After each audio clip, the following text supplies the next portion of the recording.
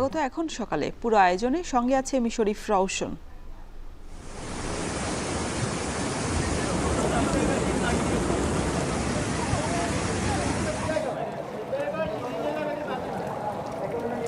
প্রতি বছরে আমাদের বান ভাঙ্গে, অগ্রগতি আমাদের কিছু দেখি না। কৃষক যারা আছে তারা সবসময় ঋণগ্রস্ত হয়ে যাইতেছে।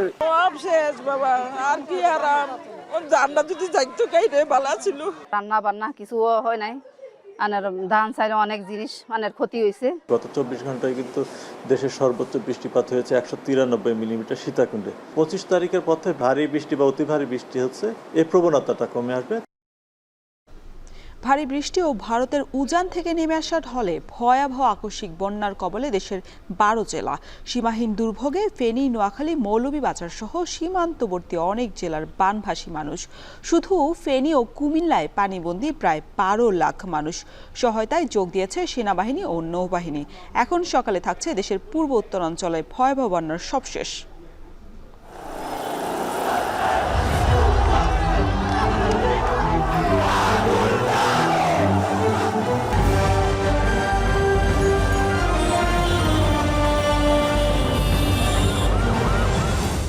আমার মায়ের এই বয়সে ছেলে মেয়ে বাবা হারা হয়েছে, আমি শ্যামা হারা হয়েছি। আমি বিচার অবশ্যই চাই। বাবা যে এরকম ভাবে মারা যাবে জীবনও কল্পনা করে নাই। আমরা তো অসহায় হয়ে গেছি, আমরা তো কেউ না আমার পুঁতে আনলে খাইছি, না লেখাইতে পারি নাই। পুলিশের লগে ছাত্র লীগ সহ যুবলীগ তারা বেশ সবাই মিলে একসাথে হামলা করছে। গুলি করার পরে আমরা দৌড় মারছি, সেই আবার গুলি করছো, তার পিছন দিয়ে লেগে গেছে। ছাত্র জনতার আন্দোলনে অধিকার আদায়ে ব্যাপকভাবে সোচ্চার ছিল সব শ্রেণী পেশার মানুষ, যার বড় উদাহরণ ছিল যাত্রাবাড়ি এলাকা। রক্ত ঝরে দিনমজুর, রিক্সা চালক কিংবা ফুটপাতের মানুষের। এখন সকালে এ নিয়েও থাকছে সবশেষ। তবে শুরুতেই দেশের 12 জেলায় ভয়াবহ আকস্মিক বন্যার সবশেষ পরিস্থিতি। বৈষম্য বিরোধী ছাত্র আন্দোলন থেকে গণ অভ্যুত্থান। অধিকার আদায়ে শিক্ষার্থী ছাড়াও সোচ্চার ছিল সকল শ্রেণী পেশার মানুষ, যার বড় উদাহরণ ছিল যাত্রাবাড়ি এলাকা। তাতে দিনমজুর, রিক্সা চালক কিংবা ফুটপাতের মানুষেরও রক্ত ঝরে। যাত্রাবাড়ি এলাকায় জীবন দেয়া শ্রমজীবীদের খোঁজ নিয়েছেন সিফাত শাহরিয়ার।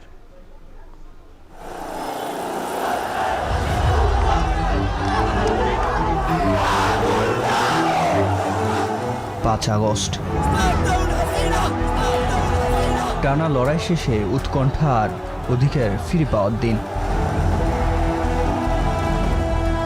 সকালটা ছিল কালো মেঘে ঢাকা। দুপুরের রোদে কেটে যায় দুর্যোগের ঘন ঘটা। বিকেলটা শুধুই ছাত্র জনতার। এর মধ্যে শেখ হাসিনার দেশ ত্যাগের খবরে শুরু হয় সারা দেশে আনন্দ মিছিল। ঘর ছেড়ে তখন রাজপথে লাখো মানুষ।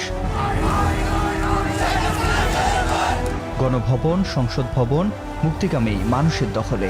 তবে তখনও মুক্তি পায়নি যাত্রাবাড়ি এলাকার ছাত্র জনতা।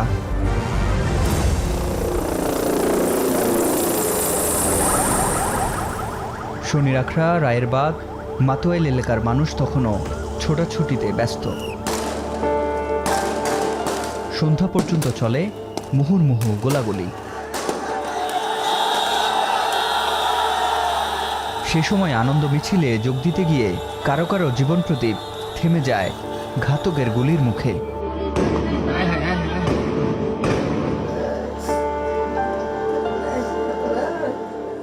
তাদের একজন ওবায়দুল ইসলাম, ছিলেন পরিবারের একমাত্র উপার্জনক্ষম। স্বামী হারিয়ে দিশেহারা মরিয়ম বেগম।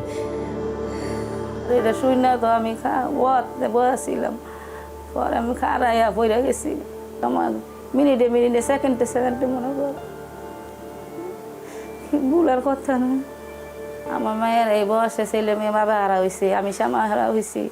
আমি বিচার অবশ্যই চাই। স্বামীরা যারা হত্যা করছে তাদের আমি বিশ্বাস।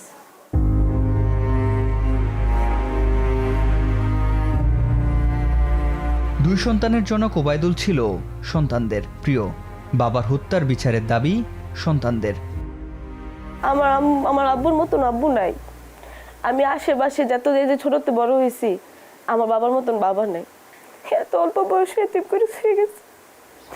বাবা যে এরকম ভাবে মারা যাবে জীবনও কল্পনা করে নাই।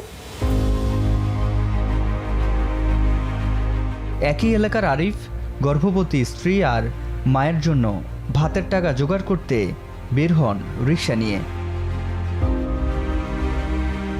তবে আর ফেরা হয়নি তার। মায়েরও মুখে ওঠেনি আহার। বিচার চাই, আমার একটা ছেলে মার জ্বালালে আমার উপায় কী হইবে, আমার বউর কী হইবে। আমরা তো অসহায় হয়ে গেছি, আমরা তো কেউ না, আমার পুঁতে আনলে খাইছি, না খাইতে পারি নাই। উক্তের বাজার উক্তে করে খাইছি, আনতালে খাইতেছি, না খাইতালে হয়েছে রয়েছি। ছেলের ছবি নিয়েই কাটে সারাদিন। পাগল প্রায় মায়ের আহাজারি আর বেদনার সাক্ষী যেন নিষ্প্রাণ ছবি আর অশ্রুজল। আরিফের মৃত্যুর কয়দিন পরই পৃথিবীতে আসে তার ছেলে। সে এখনো জানে না তার রক্তে বইছে আত্মত্যাগের ইতিহাস। ছেলের ছবি দেয় আর কান্নাকাটি করে। ওই আমাকে বাসায় যায়, ওই 80 বছর বাসায় যায়, কান্দাকাটি করে। ওই কেউ একবেলা খাওয়ায়, কোনো একবেলা দিন যায় না খায়া। বাচ্চাটা আইসির মধ্যে ভর্তি। ও তো বেটি 10 টাকা ক্ষমতা নাই যে নাতিডারে গিয়া চাইব, বউডারে চাইব। মাতুয়াইল থেকে শনি রাখরা সিএনজি স্টেশনে আসলে দেখা মিলবে বিভীষিকাময় দিনগুলোর কিছু স্মৃতিচিহ্ন। ফুটপাতে বন্ধ এই দোকানের ব্যবসায়ী ওয়াসিম প্রাণ হারায় পুলিশের গুলিতে। তো অনেকগুলো লোক ওনারা নিয়ে আসতেছে একসাথে। তখন আমরা ওনার উনি যে মারা গেছে এটা আমরা জানি না, কিন্তু কে মারা গেছে এটা আমরা দেখার আগ্রহ ছিলাম আর কি। তাই আমরা দেখতে গেছি। পুলিশের লগে ছাত্রলীগ সহ যুবলীগ তারা বেশ সবাই মিলে একসাথে হামলা করছে। গুলি করছে, গুলি করার পরে আমরা দৌড় মারছি, সেই আবার গুলি করছে, তার পিছন দিয়ে লেগে গেছে।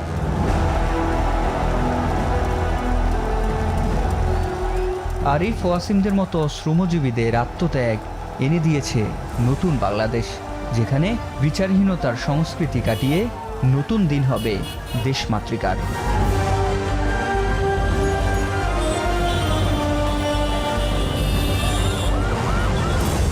সিফাত শাহরিয়ার, এখন, ঢাকা। এবার পূর্ব উত্তরাঞ্চলের বন্যার খবর। স্মরণকালের ভয়াবহ বন্যার কবলে ফেনী সহ দেশের সীমান্তবর্তী 12 জেলা ফুলগাজী, পরশুরাম ও ছাগলনাইয়া উপজেলার 1.5 শতাধিক গ্রামের 2 লক্ষাধিক মানুষ রয়েছে পানিবন্দী অবস্থায়। তলিয়ে গেছে রাস্তাঘাট, ঘরবাড়ি থেকে শুরু করে সবকিছুই। নিরাপদ আশ্রয়ের খোঁজে ছুটছেন বন্যা দুর্গতরা। বিপদ সীমার উপর দিয়ে বইছে মুহুরী, কহুয়া ও সিলোনিয়া নদীর পানি। বন্যা দুর্গতদের সহায়তায় যোগ দিয়েছে সেনাবাহিনী ও নৌবাহিনীর সদস্যরা। বিস্তারিত আরও জানাচ্ছেন সোলাইমান ডালিম। কিছুই রেহাই পায়নি বানের জল থেকে, ডুবেছে সব। ভয়াবহ বিপর্যয় পার করছে ফেনীর 3 উপজেলার 2 লক্ষাধিক মানুষ। গত 3 দিনের ভারী বর্ষণ ও ভারতের উজান থেকে নেমে আসা পাহাড়ি ঢলে ভাসছে গ্রামের পর গ্রাম। প্রতি বছরে আমাদের বান ভাঙে এবং বাঁধে, কিন্তু বাঁধের কোনো অগ্রগতি আমাদের কিছু দেখি না। কৃষক যারা আছে তারা সবসময় ঋণগ্রস্ত হয়ে যাইতেছে। ফুলগাজী উপজেলার আনন্দপুর, মুন্সিরহাট, সদর ইউনিয়ন, আমজাদহাট ইউনিয়নের 40টিরও বেশি গ্রাম প্লাবিত হয়েছে। ডুবেছে পরশুরামের মির্জানগর, চিথলিয়া, বক্স মাহমুদ এবং পৌর শহর সহ 45টির বেশি গ্রাম এবং ছাগলনাইয়ার পাঠাননগর, রাধানগর ও শুভপুর ইউনিয়নের বেশ কয়েকটি গ্রাম প্লাবিত হয়েছে। এসব এলাকায় তলিয়ে গেছে রাস্তাঘাট, পুকুর ও ফসলি জমি। কিছু কিছু এলাকায় মানুষের ঘরের ছাদ ও টিনের চাল ছুঁয়েছে বানের পানি। আশ্রয় খুঁজছেন স্থানীয়রা। আমরা রান্ধন বাড়ান সব ছাদের উপরে, আমরা থাকিও ছাদের উপরে। ঘরে তো ডুবের মতন কোনো ব্যবস্থা নেই, পানি সব ডুবে রয়েছে। গত মাসের শুরুতে মুহুরী, কহুয়া ও সিলোনিয়া নদীর 15টি স্থানে ভাঙন ধরে। সেসব স্থানে জোড়াতালির মেরামতের পর চলতি মাসের শুরুতে বাঁধের আরও 12 স্থান ভাঙনের কবলে পড়ে। প্লাবিত হয় 100টির বেশি গ্রাম। অবকাঠামো, ধান, ফসল ও মৎস্য খাতে ক্ষতি ছাড়িয়ে যায় 30 কোটি টাকার বেশি। তার 15 দিনের মাথায় আবার বন্যায় দিশেহারা প্লাবিত অঞ্চলের বাসিন্দারা। এদিকে বন্যা দুর্গতদের মাঝে ত্রাণ সহায়তা পৌঁছে দিচ্ছে স্থানীয় প্রশাসন ও বিভিন্ন স্বেচ্ছাসেবী সংগঠন। 2 দফা বন্যায় বাঁধের প্রায় 27টি স্থানে দেখা দিয়েছে ভাঙন। এখন ফেনী। এদিকে টানা বৃষ্টি ও উজানের ফলে কুমিল্লার নাঙ্গলকোট, মনোহরগঞ্জ ও ১৪গ্রাম উপজেলার অধিকাংশ গ্রাম প্লাবিত হয়েছে। এতে পানিবন্দী ১০ লাখের বেশি মানুষ। এছাড়াও জেলার আদর্শ সদর, লাকসাম, বুড়িচং, বড়ুয়া, দেবিদ্বার, মুরাদনগর ও দাউদকান্দির নিম্নাঞ্চল প্লাবিত হওয়ায় দুর্ভোগে এসব এলাকার মানুষ। এ নিয়ে আরও জানাতে যুক্ত হচ্ছেন সহকর্মী মাসুদ আলম। মাসুদ, জানাবেন এবারের বন্যার ভয়াবহতা এবং দুর্ভোগে পড়া মানুষের পাশে স্থানীয় প্রশাসন কি ব্যবস্থা নিয়েছে তাদের পাশে দাঁড়ানোর জন্য?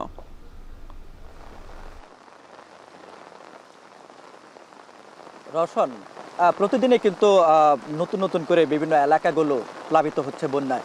এই বন্যা কবলিত যারা ক্ষতিগ্রস্ত মানুষ রয়েছেন বা দুর্গত মানুষ রয়েছেন তাদের আশ্রয়ের জন্য জেলা প্রশাসন বলেছে যে প্রাথমিক বিদ্যালয় থেকে শুরু করে যেগুলো আশ্রয় কেন্দ্র রয়েছে উঁচু স্থানে তারা আশ্রয় নেওয়ার জন্য। তবে আমরা দেখেছি যে ঢাকা চট্টগ্রাম মহাসড়ক ব্যতীত কোনো অংশই কিন্তু বাকি নেই এই প্লাবিত হওয়ার।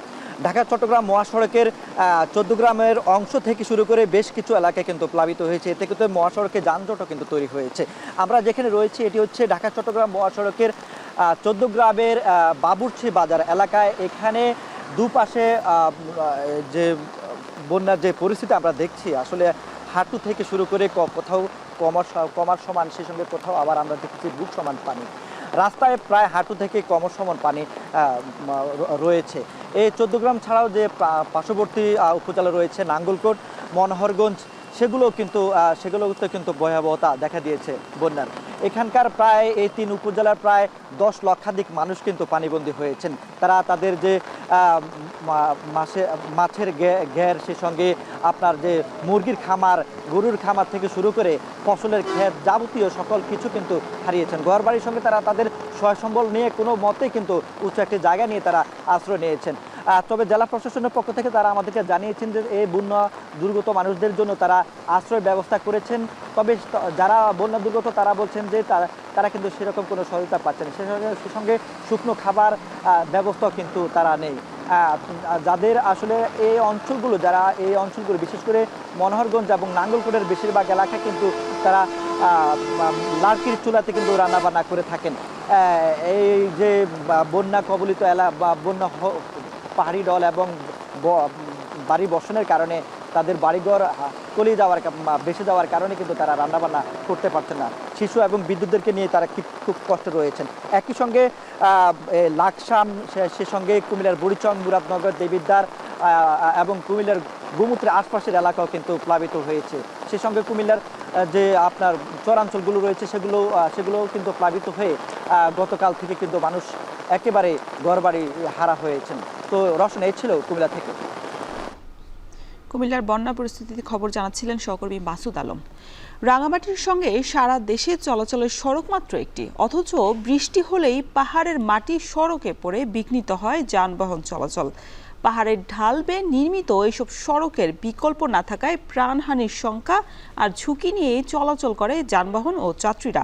তবে সড়ক যোগাযোগ সচল রাখতে মাটি অপসারণ ও মেরামত কাজেই জোর দিচ্ছে সংশ্লিষ্ট দপ্তর। রাঙামাটি থেকে জিয়াউর রহমান জুয়েলের প্রতিবেদনে থাকছে বিস্তারিত। গত কয়েকদিন ধরেই টানা বৃষ্টিতে রাঙামাটির সঙ্গে সারা দেশের যোগাযোগের একমাত্র মাধ্যম রাঙামাটি চট্টগ্রাম সড়কের 10টি স্থানে পাহাড়ের মাটি ধসে পড়েছে। বেতারকেন্দ্র, আরশিনগর, মানিকছড়ি, শালবাগান, কলাবাগান অংশে মাটি ধসে সরু হয়ে পড়েছে সড়ক।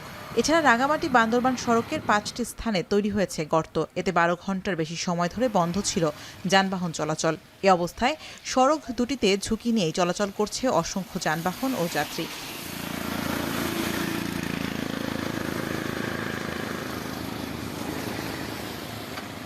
$2017 সালের 13 জুন ভারী বর্ষণে পাহাড় ধসে রাঙামাটিতে 5 সেনা সদস্য সহ 120 জন প্রাণ হারায়। এই ঘটনার পুনরাবৃত্তি রোধে স্থায়ী পদক্ষেপ নেওয়ার দাবি জানিয়েছেন সড়ক ব্যবহারকারীরা। গাড়ি চালাইতেছি, বাট মনের মধ্যে অনেক ভয়ভীতি কাজ করে যে কখন না জানি রাস্তার উপরে পাহাড় ভেঙে পড়তেছে। এইগুলো নিয়ে অনেক রিস্কে গাড়ি চালাইতেছি আর কি। ভয় লাগে কখন কোথায় পাহাড় ভেঙে পড়ে, এইটাই ভয় লাগে। অনেক সময় দেখা যায় যে রাস্তার ধারে মাটি পড়ে অনেক সময় পিছলা হয়ে যায়, তখন আমাদের এই গাড়ি চালাইতে গিয়ে আমরা পড়ে যাই। পাহাড় ধসে যদি রাস্তাতে চলে আসে গাড়ি চলাচল বন্ধ হয়ে যাবে। 14-15 কিলোমিটার পাহাড়ের পাদদেশ দিয়ে আমাদের যাইতে হয়, তখন তো সব একটা আতঙ্ক অবশ্যই থাকে।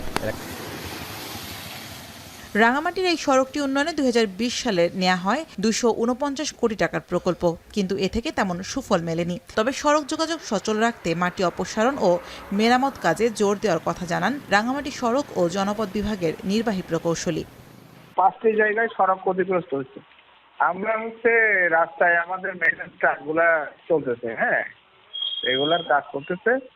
যে কোনো ধরনের দুর্ঘটনা কিংবা ল্যান্ডস্লাইড হলে যেন আমরা দ্রুত মাটি সরাতে পারি এবং ক্ষতিগ্রস্ত সড়কটাকে যেন দ্রুত মেরামত করতে পারি। এজন্য আমাদের 3টা টিম সড়কের মধ্যে মেইনটেনেন্স কাজ করতেছে।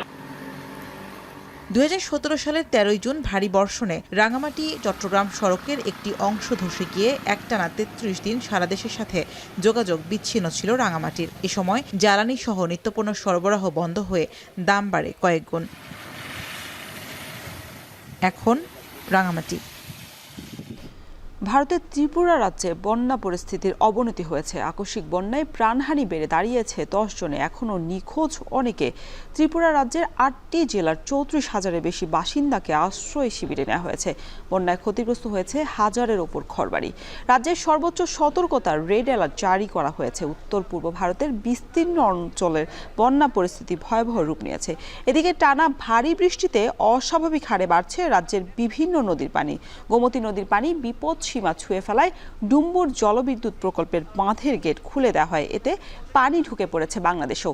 প্রায় 31 বছর পরে এই গেট খুলে দিল ভারত।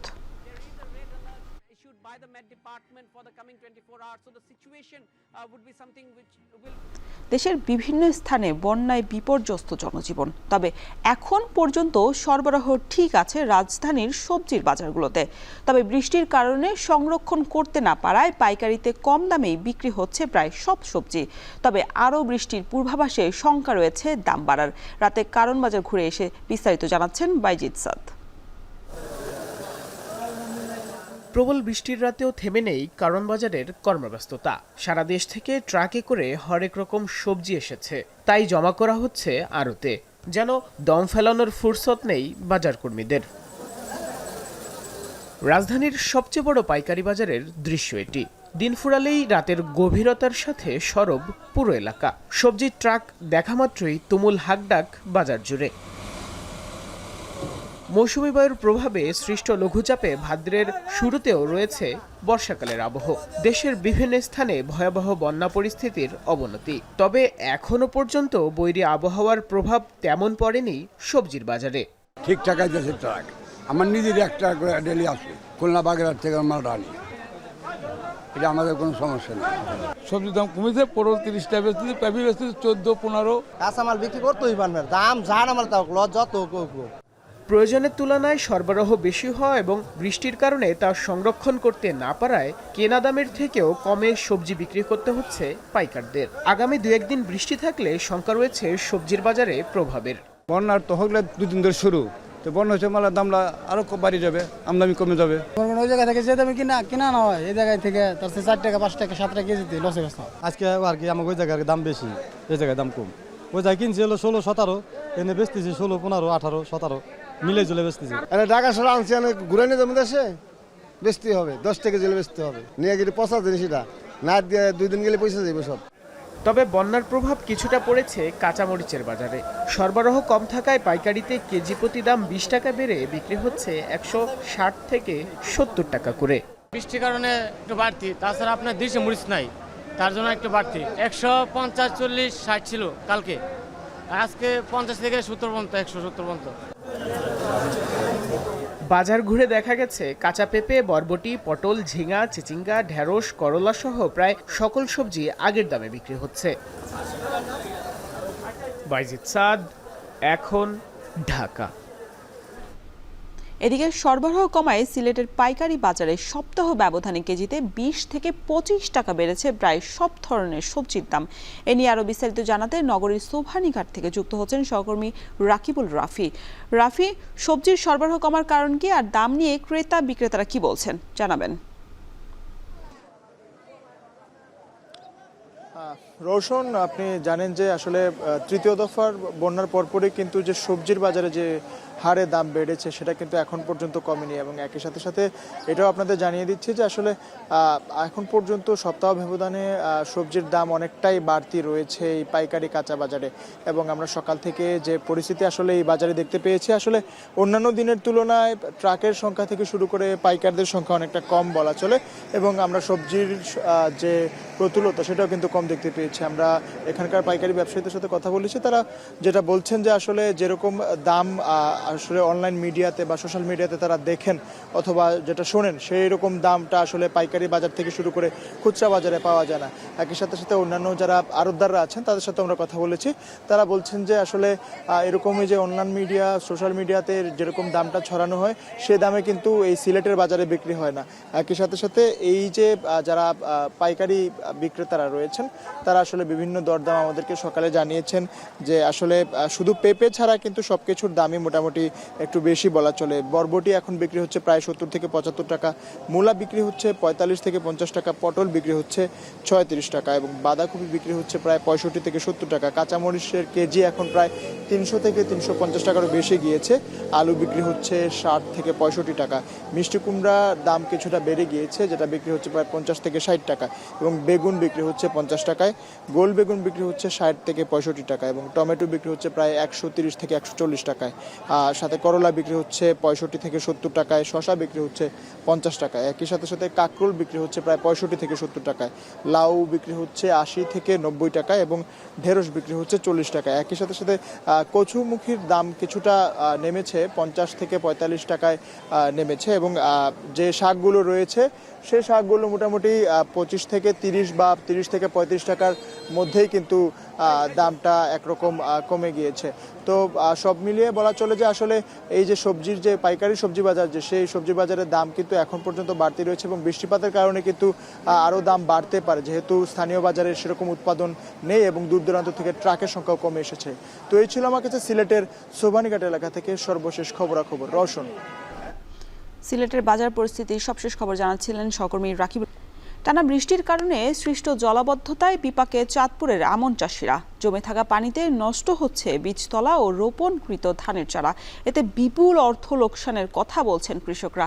আর এ অবস্থায় চলতি মৌসুমে লক্ষ্যমাত্রা পূরণের শঙ্কার কথা জানান কৃষি কর্মকর্তারা। তালহা জুবাইর জানাচ্ছেন বিস্তারিত। কোথাও কোমর সমান, কোথাও আবার হাঁটুর উপরে উঠেছে পানি। টানা বৃষ্টিতে তলিয়ে গেছে আমন ধানের বীজতলা, বিস্তীর্ণ ফসলি মাঠ। এমন পরিস্থিতিতে চাঁদপুরের বিভিন্ন উপজেলার আমন চাষিদের কপালে এখন দুশ্চিন্তার ভাঁজ। কৃষকরা জানান, আমন ধানের মৌসুম হওয়ায় চলতি মাসের শুরুতেই বিপুল টাকা খরচ করে বীজতলা প্রস্তুত করেন তারা। কেউ কেউ আবার রোপণ করেন চারা। তবে হঠাৎ জলাবদ্ধতায় নষ্ট হয়ে গেছে চারা ও বীজতলা। পানির কারণে আমরা যারা লাগাইতে পারছি না, সময় যেতে গেছে। পানির কারণে অনেক ক্ষয়ক্ষতি হয়েছে। আমরা এইভাবে ক্ষয়ক্ষতি হয় তাহলে আমরা কি করবো? কিছু কিছু নালা খাল এগুলা যদি একটু খনন করে দূরত্ব পানিগুলো সরে নেওয়ার ব্যবস্থা করতে, তাহলে আমাদের জন্য খুব উপকৃত হতো। তা আমরা এই খেতে খাই না, মানুষ দিন মজুরি খাই, বুঝেননি? দাম করে খেতে নেই, আমার পায়ের বাচ্চা আছে, ইয়ে আছে, আমরা তার কে দিব যে আমাকে দিয়ে হয়তো সরকার যদি আমাকে কিছু সাহায্য করে তাহলে আমরা উঠতে পারবো। কৃষি অফিসের তথ্য মতে জলাবদ্ধতার কারণে অনাবাদি থেকে যাচ্ছে প্রায় 1300 হেক্টর জমি। এতে প্রায় 20 কোটি টাকার চাল উৎপাদন ব্যাহত হচ্ছে। চলতি মৌসুমে লক্ষ্যমাত্রা অর্জন নিয়েও দেখা দিয়েছে শঙ্কা। এছাড়া ক্ষতিগ্রস্ত কৃষকদের প্রণোদনা দেওয়ার বিষয়ে ঊর্ধ্বতন কর্মকর্তাদের জানানো হবে বলে আশ্বাস কৃষি কর্মকর্তাদের। কৃষি সম্প্রসারণ অধিদপ্তর এই যারা ক্ষতিগ্রস্ত হয়েছে তাদের ব্যাপারে আমরা একটা তালিকা পরবর্তীতে নির্দেশনা পেলে করব এবং রবি ফসলের ক্ষেত্রে যাতে তারা প্রণোদনার আওতায় আসতে পারে সে ব্যাপারে আমরা কৃষি মন্ত্রণালয়ে প্রয়োজনীয় চিঠি প্রেরণ করব। চলতি মৌসুমে চাঁদপুরে মোট 28,445 হেক্টর জমি রোপা আমন চাষাবাদের লক্ষ্যমাত্রা নির্ধারণ করা হয়। এখন চাঁদপুর। প্রতিদিন সাতক্ষীরা শহরের পাকা পোলের মোড়ে বসে শ্রমিকের হাট। ভোর থেকে শ্রমিকরা কাজের অপেক্ষায় থাকলেও কাজ না পেয়ে ফিরে যান অনেকে। এ বিষয়ে আরো বিস্তারিত জানাতে সাতক্ষীরা থেকে যুক্ত হচ্ছেন সহকর্মী আহসান রাজীব। রাজীব, এখানকার শ্রমিকদের দৈনিক মজুরি কত টাকা, আর তারা যে দীর্ঘ সময় বসে থাকার পর কাজ না পেয়ে ফিরে যান, এই কাজ স্বল্পতার কারণটা কি জানাবেন? সাতক্ষীরা শহরে গত 30 বছর ধরে যে পাকা পোলের মোড় রয়েছে, এই পাকা পোলের মোড়ের এই এলাকাটিতে মূলত সকাল থেকে ভোর থেকে কিন্তু যারা শ্রমজীবী মানুষ রয়েছেন, দিনমজুর, তারা কিন্তু সকাল থেকে এখানে এসে বসে থাকেন এবং এখান থেকে যাদের কাজের প্রয়োজন হয়, যেহেতু বাসা বাড়িতে যে সমস্ত মাটি কাটার কাজ, বিভিন্ন ঘরের ঘর নির্মাণ সহ দৈনন্দিন যে দিনমজুরের যে কাজগুলো মূলত থাকে, সেই কাজগুলোই এই মানুষরা করে থাকেন। এখান থেকে প্রতিদিনই তারা কিন্তু বিভিন্ন জায়গায় যান এবং তাদের দৈনিক যে মজুরি সেটি হচ্ছে এখন 500 টাকা, যেটি আগে 300 টাকা ছিল, পরবর্তীতে 400 টাকা হয় এবং সবশেষে এখন 500 টাকা তারা এই কাজের বিনিময়ে নেন এবং সকাল 8টা থেকে দুপুর 1টা পর্যন্ত তারা কাজ করে থাকেন। কিন্তু গত কয়েক বছর ধরেই কিন্তু তাদের কাজের যে পরিমাণ সেটি কমেছে। এখানে প্রায় 2 থেকে 300 শ্রমিক রয়েছেন যারা প্রতিদিন সকালে এখানে আসেন। এখান থেকে 1 থেকে 150 শ্রমিকের প্রতিদিন কাজ হলেও বেশিরভাগ শ্রমিক কিন্তু তারা কিন্তু কাজ পান না, তারা কাজ না পেয়ে তারা কিন্তু ফিরে যান। মূলত বিভিন্ন বাড়িঘর নির্মাণ কাজের জন্য এই সমস্ত শ্রমিকদেরকে নেওয়া হয়। একই সাথে মাটি কাটার কাজ, এখন যেহেতু মাটি কাটার জন্য ভ্যাকুম মেশিন সহ আধুনিক যন্ত্রপাতি বেরিয়েছে, সে কারণে কিন্তু এই মানুষদের কিন্তু খুব একটা কাজ হচ্ছে না।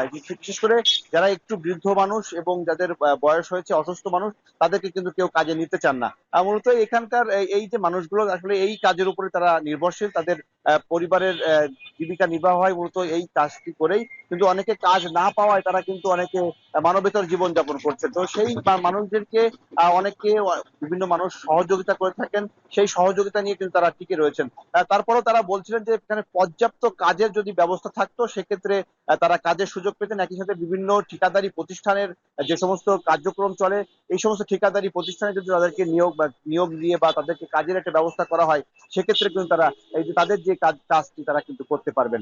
তো এই অবস্থার মধ্যে তারা দীর্ঘদিন ধরে চলছেন এবং এটি আসলে আগামীতে যদি কাজের পরিমাণ বাড়ে সেক্ষেত্রে তাদের কষ্টের কিছুটা লাঘব হবে, এমনটি তারা বলছিলেন। এই ছিল আমার কাছে সাতক্ষীরা শহর থেকে শ্রমিকদের সবশেষ তথ্য। সাতক্ষীরা থেকে যুক্ত ছিলেন সহকর্মী আহসান রাজীব। বরিশাল সিটি কর্পোরেশনের অ্যানেক্স ভবনে অগ্নিকাণ্ডে পুড়েছে ইপিআই কার্যক্রমের রেফ্রিজারেটর, ভ্যাকসিন ক্যারিয়ার এবং টিকা। বন্ধ রয়েছে নগরীর 103টি টিকাদান কেন্দ্রের কার্যক্রম। এতে বিপাকে টিকা গ্রহীতারা। কর্তৃপক্ষ বলছে ফ্রিজ ও ক্যারিয়ার পেলে শুরু হবে টিকাদান কার্যক্রম। স্বাস্থ্য বিভাগ বলছে টিকা দেওয়ার বিষয়টি নিশ্চিত করতে যথাযথ পদক্ষেপ গ্রহণ করা হচ্ছে। ফিরদৌস সোহাগের প্রতিবেদন থাকছে বিস্তারিত। বরিশাল সিটি এলাকার সম্প্রসারিত টিকাদান কর্মসূচির টিকা সংরক্ষণ করা হতো সিটি কর্পোরেশনের অ্যানেক্স ভবনে। সেখানে ছিল আইলার ডিপ ফ্রিজ ও টিকা বহনের বিশেষ বক্স সহ যাবতীয় সরঞ্জাম। তবে গেল 5 আগস্ট অ্যানেক্স ভবনে দুর্বৃত্তের আগুনে পুড়ে যায় সবকিছু।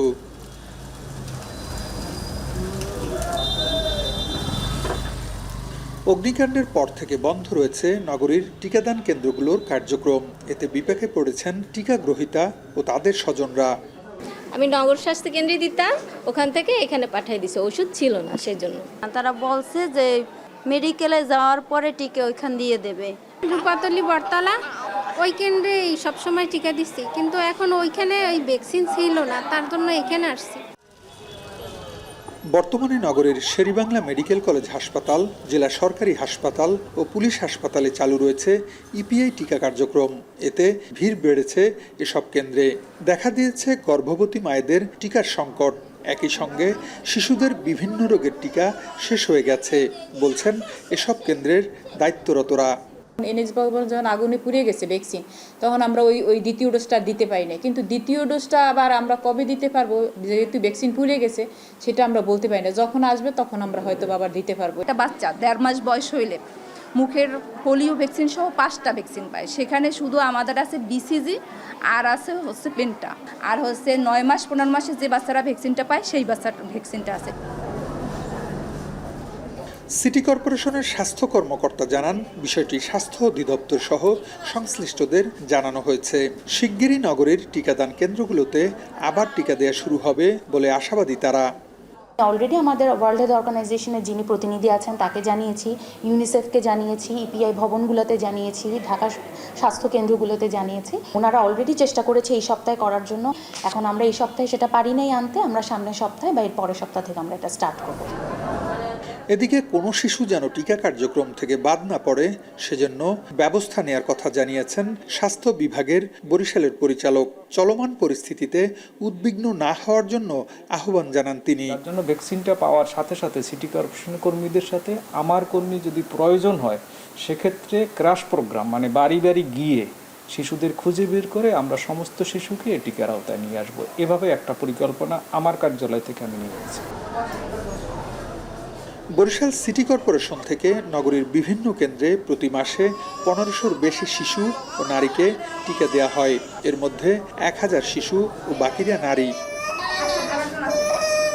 বরিশাল নগরীর আয়তন 58 বর্গ কিলোমিটার আর ওয়ার্ডের সংখ্যা 30টি। এই জায়গার মধ্যে 102 বা 3টি রয়েছে স্বাস্থ্যকেন্দ্র, যেখান থেকে নগরীর শিশু, কিশোরী কিংবা গর্ভবতী মায়েরা টিকা গ্রহণ করার সুযোগ পেতেন। সাম্প্রতিক ঘটনার কারণে এসব জায়গায় টিকা দেওয়ার যে কার্যক্রম সেটি বন্ধ রয়েছে। এতে বিপাকে পড়েছেন টিকা গ্রহীতারা আর স্বজনরা রয়েছেন চরম দুশ্চিন্তায়। এই সমস্যার দ্রুত সমাধান দাবি করেছেন তারা। ফেরদাউস সোহাগ, এখন, বরিশাল। প্রায় সব প্রশাসনিক পদের কর্মকর্তাদের পদত্যাগে ভেঙে পড়েছে বেগম রোকেয়া বিশ্ববিদ্যালয়ের শিক্ষা কার্যক্রম। 18 জুলাই বিশ্ববিদ্যালয় খুলে দিলেও শুরু হয়নি এখনও ক্লাস, বন্ধ আছে নিজস্ব পরিবহন সেবাও। 2 মাসেও শেষ করা যায়নি প্রথম বর্ষের ভর্তি কার্যক্রম। প্রতিষ্ঠার 1.5 দশকে নানা কারণে স্থবির হওয়া এই ক্যাম্পাসে এবার শিক্ষার সুষ্ঠু পরিবেশ চান শিক্ষার্থীরা। এদিকে বিশ্ববিদ্যালয়টির এমন পরিস্থিতির জন্য দলীয় প্রশাসনকেই দুষছেন শিক্ষকরা। রংপুর থেকে আরও বিস্তারিত জানাচ্ছেন মোকাররম হোসেন। দমকা বাতাসে ঝরে যাওয়া পাতার মতোই যেন খসে পড়েছেন বেগম রোকেয়া বিশ্ববিদ্যালয়ের প্রশাসনিক কর্মকর্তারা। রাজনৈতিক পট পরিবর্তনে ভিসি, প্রক্টর, প্রভোস্ট সহ একের পর এক প্রশাসনিক কর্মকর্তার পদত্যাগে তাসের ঘরের মতোই নিমিষেই ভেঙে গিয়েছে বিশ্ববিদ্যালয়টির প্রশাসনিক কার্যক্রম। 111 পরবর্তী তত্ত্বাবধায়ক সরকারের হাত ধরে শুরু হওয়া বিশ্ববিদ্যালয়টিকে সবচেয়ে বেশি ভুগতে হয়েছে স্থিতিশীল রাখার চেষ্টায়। শিক্ষার্থীদের অভিযোগ, প্রতিষ্ঠাকাল থেকেই উপাচার্যদের বেরোবি ক্যাম্পাসে না থাকা, সদ্য সাবেক সরকার দলীয় অনুগতদের পদে বসানো ছিল অলিখিত নিয়ম। এছাড়া শিক্ষার্থী কিংবা কর্মচারীদের দফায় দফায় আন্দোলনে ব্যাহত হয়েছে শিক্ষা কার্যক্রম। চলতি বছরের 5 আগস্টের পর পদত্যাগ করতে বাধ্য হয়েছেন অন্তত 40 জন প্রশাসনিক কর্মকর্তা। এমন নানা সংকটে 18 জুলাই বিশ্ববিদ্যালয় খুললেও শুরু হয়নি শিক্ষা কার্যক্রম। প্রায় 2 মাসেও শেষ করা যায়নি প্রথম বর্ষের ভর্তি কার্যক্রমও। গণহারে পদত্যাগ করেছে, ফলে আমাদের বিশ্ববিদ্যালয়ের যে একাডেমিক কার্যক্রম এবং প্রশাসনিক যে কার্যক্রম সবগুলোই প্রায় ভেঙে পড়েছে। আবাসিক সংকট আছে, পর্যাপ্ত পরিমাণ ক্লাসরুম নাই। বেগম রোকেয়া বিশ্ববিদ্যালয় ছাত্রদের শিক্ষার্থী বান্ধব একজন ভিসি দরকার। না পারতেছে পড়াশোনা করতে, না পারতেছে এখন ভর্তি এখনো কনফার্ম না। 2017 সালে প্রায় 100 কোটি টাকার একটি অবকাঠামোগত উন্নয়ন প্রকল্প নেওয়া হলেও তৎকালীন উপাচার্যের দুর্নীতির দায়ে সেটিও বন্ধ হয়ে যায়। তাই বিগত 1.5 দশকে গবেষণা, অবকাঠামো ও শিক্ষার মানে ক্রমেই পেছনের সারিতে থাকতে হয়েছে উত্তরের এই বৃহৎ বিদ্যাপীঠকে। এজন্য আরোপিত নিয়ম আর মেরুদণ্ডহীন প্রশাসনকে দুষছেন বিশ্ববিদ্যালয়ের শিক্ষকরা। তাই উচ্চশিক্ষাকে নির্বিঘ্ন করতে প্রয়োজনে আইনের সংস্কারও চান তারা। যোগ্যতার ভিত্তিতে যারা প্রাপ্য, যারা কাজ করতে পারবেন সেই রকম উপাচার্য, উপাচার্য নিয়োগ দেওয়ার মধ্য দিয়ে আসলে বিশ্ববিদ্যালয়ে স্থায়ীভাবে শিক্ষার পরিবেশ সুনিশ্চিতকরণটা খুব জরুরি। আমাদের যেমন আইনের সংস্কার করতে হবে, আইনটা আমাদের পালনও করতে হবে, তাহলেই হয়তো আমাদের এই জায়গাটুকু নিশ্চিত করা সম্ভব। বিশ্ববিদ্যালয়ের জনসংযোগ বিভাগের অতিরিক্ত পরিচালক বলছেন, উপাচার্য নিয়োগ হলে স্থবির হওয়া কাজের গতি ফিরবে। তবে কবে নাগাদ ভর্তি সহ স্বাভাবিক কার্যক্রম চালু হবে এমন উত্তর নেই কারো কাছে। খুব দ্রুত যদি এই বিশ্ববিদ্যালয়ে একজন উপাচার্য বা নিয়োগ দেওয়া হয় এবং তিনি আবারও এই প্রশাসনিক পদগুলোতে কাউকে না কাউকে যোগ্য ব্যক্তিদের দায়িত্ব দেবেন এবং খুব দ্রুতই বিশ্ববিদ্যালয়ের শিক্ষা কার্যক্রম এবং প্রশাসনিক কার্যক্রম চলবে। এই বিশ্ববিদ্যালয়ের হাত ধরে উত্তরের শিক্ষা বিস্তার ও কর্মমুখী শিক্ষার মাধ্যমে সুফল পাওয়ার আশায় কোটি মানুষ বুক বাঁধলেও বেরোবি যেন অভিভাবকহীন এক দুঃখী ক্যাম্পাসের উপাখ্যান। প্রতিষ্ঠার 1.5 দশকে কখনো ভিসি বিরোধী আন্দোলন, কখনো দুর্নীতির বিরুদ্ধে পরস্পর বিরোধী অবস্থান কিংবা রাজনৈতিক কারণে শ্রেণী কার্যক্রম বন্ধ রেখে স্থবির করা হয়েছিল এই বেগম রোকেয়া বিশ্ববিদ্যালয়ের শিক্ষা কার্যক্রমকে। সাম্প্রতিক সময়ে রাজনৈতিক পট পরিবর্তনে আওয়ামী লীগের ঘনিষ্ঠ কিংবা তাদের অনুগতদের প্রশাসনিক পদে বসানোর পরে সরকার পরিবর্তনের ফলে তাদের গণপদত্যাগের কারণে নতুন করে আরেক অচলায়তন সৃষ্টি হয়েছে। তাই পরিবর্তিত পরিস্থিতিতে বিশ্ববিদ্যালয়ের বাজেট বৈষম্য দূরীকরণ, গবেষণার সুযোগ সৃষ্টি আর যোগ্যদের সঠিক পদে পদায়ন মোটেও উচ্চাবিলাস নয় এমন প্রত্যাশা এখানকার শিক্ষক এবং শিক্ষার্থীদের। তবে সেই প্রত্যাশা কবে কতখানি কার্যকর হয় সেটি এখন দেখার অপেক্ষা। বেগম রোকেয়া বিশ্ববিদ্যালয় থেকে মোকাররম হোসাইন, এখন রংপুর। কয়েক বছরে নানা সংকটে খুলনায় কমেছে পোল্ট্রি ফার্ম। খাবারের বাড়তি দাম ও তদারকির অভাব সহ নানা কারণে একের পর এক বন্ধ এসব খামার। ডিম ও মাংসের উৎপাদন নেমে এসেছে অর্ধেকে, যার প্রভাবে প্রতিনিয়তই বাড়ছে দাম। রামিম চৌধুরীর প্রতিবেদনে থাকছে বিস্তারিত। ক্যামেরায় ছিলেন আবুল বাশার। খুলনার ডুমুরিয়ার এসএস অ্যাগ্রো ফার্ম, যেখানে আছে প্রায় 12,000 মুরগি, যেখানে প্রতিদিন ডিম উৎপাদন করা হয় 6,500 থেকে 7,000। দিনের পর দিন এই ফার্ম থেকে কমেছে উৎপাদন। খাবারের দাম বাড়া ও মুরগির বাচ্চা সংকটকে দায়ী করছেন তারা। প্রতিদিন ডিম দিচ্ছে আপনার প্রায় 6,000 মতো, আর মুরগির ডিমের দাম আমরা কমাতে পারছি না, এই কারণে যে খাদ্য দাম অতিরিক্ত বেশি হওয়ার কারণে আমাদের ব্যয় বেশি হচ্ছে, এই জন্য আমরা ডিম দাম কমাতে পারছি না। এসএস অ্যাগ্রো ফার্মের মতো খুলনার বেশিরভাগ ডিম ও মাংস উৎপাদনকারী প্রতিষ্ঠানের একই অবস্থা। প্রতিটি ফার্মে প্রথমে একদিনের বাচ্চা মুরগি ওঠানো হয়, পরে প্রায় 4 মাস ধরে পরিচর্যার মাধ্যমে তা ডিম পাড়ার উপযোগী করে তোলা হয়। এ সময়ের মধ্যে প্রতি 1000 মুরগির জন্য খামারিদের খরচ করতে হয় প্রায় 4 লাখ টাকা। এসব মুরগির প্রধান খাবার হিসাবে ব্যবহার করা হয় ভুট্টা ও সয়াবিন। গত বছরের তুলনায় এসব খাবারের দাম বেড়েছে দ্বিগুণেরও বেশি। 18 টাকার ভুট্টা এখন খামারিদের কিনতে হচ্ছে 33 টাকায়। এছাড়াও 34 টাকার সয়াবিনের দাম বর্তমানে দাঁড়িয়েছে 68 টাকায়। এদিকে খাবারের দামের পাশাপাশি মুরগির ওষুধের দামও বেড়েছে অনেকটাই। প্রত্যেকটা প্রোডাক্টের দাম আগের যে 1 বছর 1.5 বছর আগে যে রেট ছিল তার চেয়ে ডবলেরও বেশি হয়ে গেছে। তারপরে আমাদের যার কারণে আমাদের ওষুধের যে দাম, প্রত্যেকটা কোম্পানির যে ওষুধ তারও প্রত্যেকটা প্রোডাক্টের দাম বেড়েছে, যার কারণে ডিমের দামটা অটোমেটিক বেড়ে গেছে। আর বাচ্চা মুরগির সংকট যেহেতু ওটা ঢাকা আর আপনার চট্টগ্রাম থেকে আসে, ওখান থেকে কোম্পানি তারা রেট অনেক বাড়ায় দিচ্ছে, কারণ তাদেরও হয়তো একই সমস্যা হইতে পারে। আর ওই বাড়ানোর কারণে বাচ্চা সংকট দেখা দিচ্ছে, তারা বাচ্চা উৎপাদন করতেছে না, আমরা পাচ্ছি না। আর যদিও বা তাদের উৎপাদন আছে, সেগুলোর দাম অনেক বেশি। মানুষের শরীরের আমিষের চাহিদা পূরণকারী ডিম ও মাংস উৎপাদনকারী প্রতিষ্ঠানগুলো বর্তমানে চলছে খুঁড়িয়ে খুঁড়িয়ে। ফলে এর প্রভাব পড়েছে খুলনার বাজারগুলোতে। চড়া দামে বিক্রি করা হচ্ছে ডিম ও মাংস। ব্যবসায়ীরা বলছেন সরবরাহ কম থাকার কারণে দামের এমন টালমাটাল অবস্থা। যে ফিড খায়ে এই মুরগিগুলো হয়েছে, এই ফিডের তো বেশি দাম দিয়ে ফিড কিনা, মুরগির খাবার কিনা বেশি দাম দিয়ে, বাচ্চা কিনা বেশি দাম দিয়ে, মেডিসিন কিনা বেশি দাম দিয়ে। এই অবস্থায় যদি মুরগি কম দামে যদি বাজারে আসে, তাহলে চাষিকে লস হবে। প্রাণী সম্পদ অধিদপ্তরের দেওয়া তথ্য অনুযায়ী 2022-23 অর্থবছর পর্যন্ত খুলনায় ছোট বড় মিলিয়ে পোলট্রি ফার্ম ছিল 3000-এর বেশি। তবে বর্তমানে তা কমে দাঁড়িয়েছে 2913টিতে। এর প্রভাব পড়েছে বাজারে। তবে চাহিদার তুলনায় জেলায় উৎপাদনের পরিমাণ ভালো রয়েছে। জেলায় বছরে 27,17 লক্ষ ডিমের চাহিদা থাকলেও বর্তমানে উৎপাদনের পরিমাণ 51 কোটি। একই অবস্থা মাংসের বাজারেও। প্রতি বছর 1,14,000 মেট্রিক টন মাংসের চাহিদা রয়েছে খুলনায়। উৎপাদন করা হয় 1,22,000 টন। প্রাণী সম্পদ অধিদপ্তরের জেলা কর্মকর্তা জানান, খাবারের দাম কমানো সহ সরকারি তদারকি ও ক্ষুদ্র খামারিদের বিভিন্নভাবে সহায়তার মাধ্যমে এ সমস্যার সমাধান করা সম্ভব। আমাদের ছোট খামার আগের তুলনায় একটু কমে গেছে। 2টা কারণ, একটা হচ্ছে বার্ড ফ্লু হওয়ার কারণে, করোনা হওয়ার কারণে, আর খাবারের দাম বাড়ার কারণে। এই 3টা কারণে ছোট ছোট খামারের সংখ্যা বর্তমান কমছে আর কি। খামারিদেরকে আমরা বিভিন্ন প্রযুক্তিগত পরামর্শগুলো দিয়ে থাকি, কিভাবে খামার করতে হবে, কিভাবে খামার করে লাভজনক হবে। নানা সমস্যার কারণে খুলনায় একের পর এক বন্ধ হতে বসেছে পোলট্রি ফার্মগুলো। এখান থেকে মুখ ফিরিয়ে নিচ্ছেন অনেকেই। খাবারের দাম কমানোর পাশাপাশি বাচ্চা মুরগির সরবরাহ না বাড়াতে পারলে এ শিল্প অনেক বড় ধরনের হুমকির মুখে পড়বে। রামিম চৌধুরী, এখন খুলনা। এবার আন্তর্জাতিক প্রসঙ্গ। কলকাতার আরজিকর কাণ্ডে চলমান উত্তেজনায় কমেছে বাংলাদেশি পর্যটকদের আনাগোনা। বিপাকে পর্যটন নির্ভর নিউ মার্কেট এলাকার ব্যবসায়ীরা। বেচাকেনা কমায় দেখা দিয়েছে অর্থনৈতিক সংকট। এ অবস্থায় দ্রুতই পরিস্থিতি স্বাভাবিক হয়ে আসবে।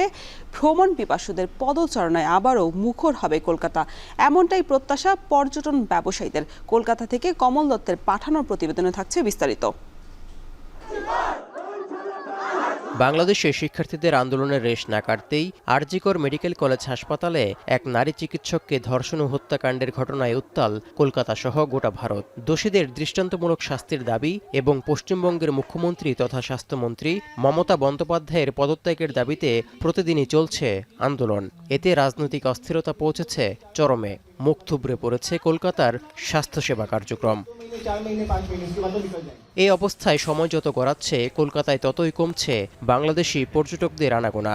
যেহেতু চিকিৎসা সেবা নিতেই বেশিরভাগ পর্যটক আসেন, তাই কলকাতার চিকিৎসা খাতের চলমান অস্থিরতায় বাংলাদেশি পর্যটকদের সংখ্যা কমেছে আশঙ্কাজনক হারে। এতে নিউ মার্কেট এলাকার শপিং মল থেকে শুরু করে আবাসিক হোটেল ও রেস্তোরাঁ সহ পর্যটন সংশ্লিষ্ট প্রায় 1000 ব্যবসায়ীর আয়ে পড়েছে ভাটার টান। দেখা দিয়েছে অর্থনৈতিক সংকট। নিউ মার্কেটে আমাদের ব্যবসাটা অনেক বেশি ক্ষতিগ্রস্ত হচ্ছে, কারণ নিউ মার্কেটের ব্যবসা অনেকাংশেই আমাদের বাংলাদেশিদের ওপর নির্ভর করে, ট্যুরিস্টের ওপর। ব্যবসায়ীরা আরও জানান, বছর জুড়েই বাংলাদেশি পর্যটকদের উপর নির্ভরশীল থাকেন তারা। এছাড়াও দুর্গাপূজা ঘিরে বিগত বছরগুলোর এই সময়টায় ক্রেতাদের আনাগোনা বেশি থাকলেও বর্তমানে ব্যবসায় বইছে মন্দা হাওয়া। আমরা বাংলাদেশি কাস্টমার উপরেই একটু নির্ভর আছি আমরা, তো ওর জন্য অনেক ইফেক্ট পড়েছে, কেন কি বাংলাদেশি খদ্দের একটা মার্কেটে নেই। আমরা বসে আছি, আপনি দেখছেন আজকে 2টার সময় হয়ে গেছে, কোনো গণি নেই, কোনো বাট্টা নেই। এমন পরিস্থিতিতে কলকাতার পর্যটন নির্ভর ব্যবসায়ীরা আশা করছেন খুব শিগগিরই স্বাভাবিক হয়ে আসবে চলমান আন্দোলন পরিস্থিতি। আগের মতোই ভ্রমণ পিপাসুদের পদচারণায় মুখর হয়ে উঠবে নিউ মার্কেট সহ গোটা কলকাতা, চাঙা হবে তাদের ব্যবসা বাণিজ্য। এখন কলকাতা। আমরা এখন দেখে নিব বিভিন্ন শোরুম ও অনলাইনে নানা পণ্যের ছাড়ের খবর। শুরুতে দেখছি অ্যাপেক্সের নাম। অ্যাপেক্সের নির্ধারিত ফুটওয়ারগুলোতে ছাড় থাকছে 20 থেকে 60%। এছাড়া বাটা নির্ধারিত ফুটওয়ারে থাকছে 25%, অরিয়নেও নির্ধারিত ফুটওয়ারে থাকছে 20 থেকে 25%। তবে হাতিমে নির্ধারিত ফার্নিচারগুলোতে 12% ছাড় দিচ্ছে। ট্রান্সকম ডিজিটাল যে ইলেকট্রনিক্স পণ্যগুলো আছে সেখানে ছাড় পাওয়া যাবে 2 থেকে 19%। এছাড়া ভিশন.com আছে, সেখানে 5 থেকে 25%। সারা লাইফস্টাইল, যেখানে আসলে আপনারা পছন্দের জামাকাপড়টি কিনতে পারবেন, সেখানে 30 থেকে 70% ছাড়ে কিনতে পারবেন। জেন্টাল পার্কের নির্ধারিত পোশাকের ওপর 20 থেকে 70% ছাড় থাকছে। রং বাংলাদেশ নির্ধারিত পোশাকের উপর থাকছে 30 থেকে 50% তারা ছাড় দিচ্ছে, এবং ইনফিনিটি মেগামলে পোশাকের উপর তারা ছাড় দিচ্ছেন 20 থেকে 60%।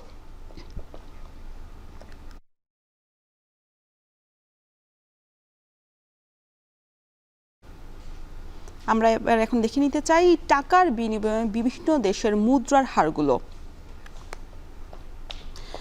প্রথমে ইউএস ডলারের আছে, ক্রয় মূল্য থাকছে 119 টাকা এবং বিক্রয় মূল্য 120 টাকা। সিঙ্গাপুর ডলারও একটু কম পাওয়া যাচ্ছে, সেটা হচ্ছে 75 টাকা হচ্ছে ক্রয় মূল্য এবং বিক্রয় মূল্য 88 টাকা। ব্রিটিশ পাউন্ডগুলোতে বেশ চড়া দামে আমরা মূল্যের হারগুলো দেখা যাচ্ছে। 144 টাকা ক্রয় মূল্য এবং বিক্রয় মূল্য 150 টাকা। ইউরোতে থাকছে 125 টাকা ক্রয় মূল্য এবং 131 টাকা বিক্রয় মূল্য থাকছে ইউরোর কয়েনগুলোতে। এবং মালয়েশিয়ান রিঙ্গিত যা আছে সেটা খুবই কম টাকা ক্রয় মূল্য পাওয়া যাচ্ছে বাংলাদেশে, সেটা হচ্ছে 22 টাকা ক্রয় মূল্য থাকছে এবং বিক্রয় মূল্য 25 টাকা। সৌদি রিয়ালে 29 টাকা থাকছে এবং 31 টাকা হচ্ছে বিক্রয় মূল্য। কুয়েতে দিনারেও বেশ চড়া দেখা যাচ্ছে, 340 টাকা হচ্ছে ক্রয় মূল্য এবং 370 টাকা হচ্ছে বিক্রয় মূল্য। তারপরে আমরা যদি একটু দেখি চাইনিজ ইউয়ান, সেটাতে কিন্তু 13 টাকা আছে ক্রয় মূল্য এবং 17 টাকা আছে বিক্রয় মূল্য।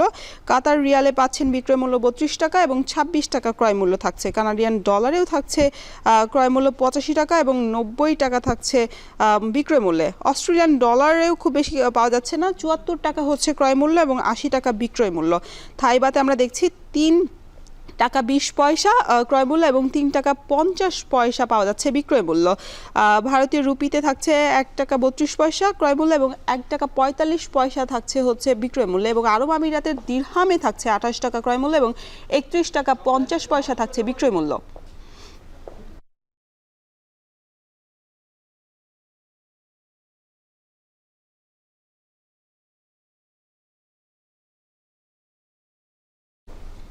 শেষ করছি এখন সকাল। এখন টেলিভিশন ওয়েবসাইটে দেখতে ভিজিট করুন www.এখন.tv। এছাড়া এখন টেলিভিশন ফেসবুকে দেখতে ভিজিট করুন facebook.com/tv.এখন এবং ইউটিউবে দেখতে ভিজিট করুন youtube.com/c/এখন tv।